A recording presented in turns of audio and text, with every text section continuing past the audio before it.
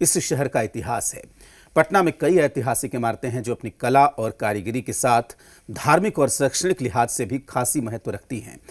ऐसी ही एक ऐतिहासिक धरोहर है दरभंगा हाउस, जो अपने समय की कला और धार्मिक आस्था के लिए मशहूर है।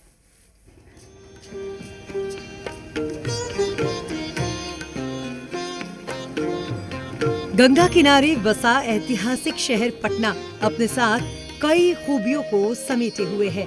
ऐसा ही एक ऐतिहासिक धरोहर है दरभंगा हाउस, जो सांस्कृतिक शैक्षिक विरासत के लिहाज से अपना अलग महत्व रखता है। इसकी भव्यता ऐसी है कि देश के पहले प्रधानमंत्री पंडित जवाहरलाल नेहरू भी यहाँ आने से खुद को रोक नहीं सके थे। दरभंगा के महाराज लक्ष्मेश्वर सिंह ने आजादी के करीब 67 साल पहले दरभंगा हाउस का निर्माण कराया था, जो आगे चलकर अपनी स्थापत्य कला की वजह से मशहूर हो गया।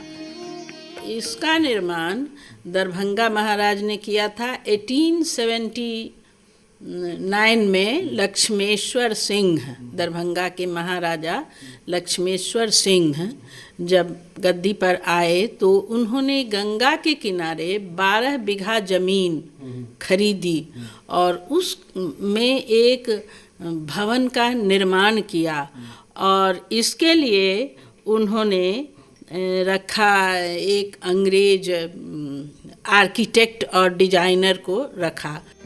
1880 में बना ये ऐतिहासिक इमारत ब्रिटिश और मुगल शैली का नजीर है।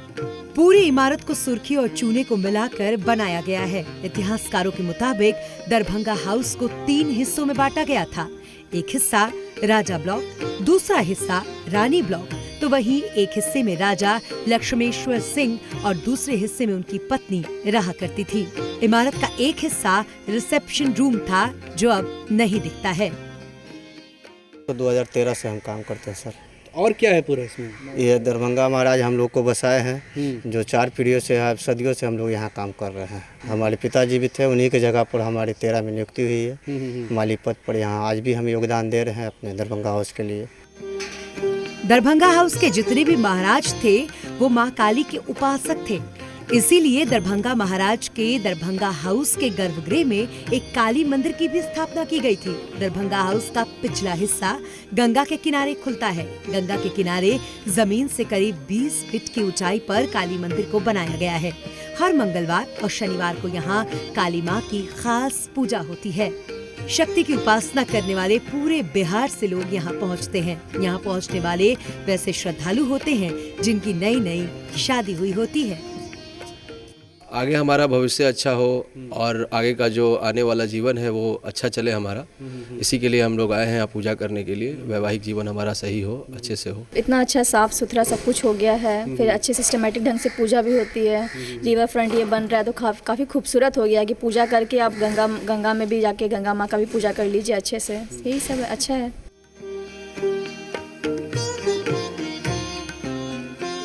काली मंदिर में परंपराओं और अनुशासन का सख्ती से पालन होता है। यहाँ साल में एक बार अश्विनी मास में बलि दी जाती है, बाकी दिनों में बलि पर सख्त मनाही है। यहाँ तक कि गर्भगृह में नारियल तक भी नहीं फोड़ा जाता। ये काली मंदिर शक्तिपीठ है, समझे कि नहीं। ये दरभंगा महाराज नरेश का बनाया हुआ है मंदिर। इसमें उनका पहले आवास था और अपना कुल देवी थे, वो देवी के पूजा पाठ होता था। ब्राह्मण देवता थे, वो अपना पूजा पाठ करते थे। बाकी सब यहाँ कॉलेज यूनिवर्सिटी दरभंगा हाउस खुल गया है, यहाँ पर पढ़ाई होता है। दरभंगा हाउस का ऐतिहासिक और धार्मिक महत्व तो है ही, इसका शैक्षिक महत्व भी है। शुरुआत में दरभंगा हाउस को ऐतिहासिक धरोहर के रूप में ही दरभंगा महाराज ने बनाया था, लेकिन बाद में दरभंगा हाउस पटना यूनिवर्सिटी की संपत्ति बन गया। 1955 में दरभंगा हाउस में पोस्ट ग्रेजुएट की पढ़ाई होने लगी और यहाँ से निकले छात्र आगे चलकर सिविल सर्विस में बड़े पैमाने पर चुने गए।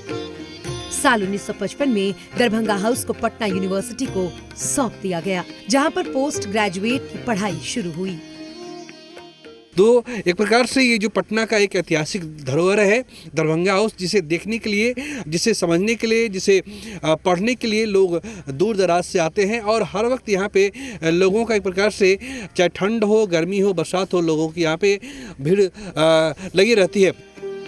दरभंगा हाउस एक ऐसी विरासत है जिसे सहेज कर रखे जाने की जरूरत है। दरभंगा हाउस वो प्राचीन धरोहर है जो बदलते समय और आधुनिकता के दौर में भारतीय परंपरा और राजसी ठाट बाट की अनुभूति कराती है।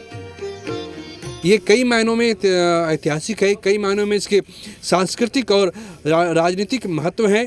कई IAS IPS इसी दरभंगा हाउस से पढ़ के निकले हैं और वो आज देश के अलग अलग हिस्सों में अपनी सेवाएं दे रहे हैं। कैमरा पर्सन विजय के साथ प्रीतम कुमार।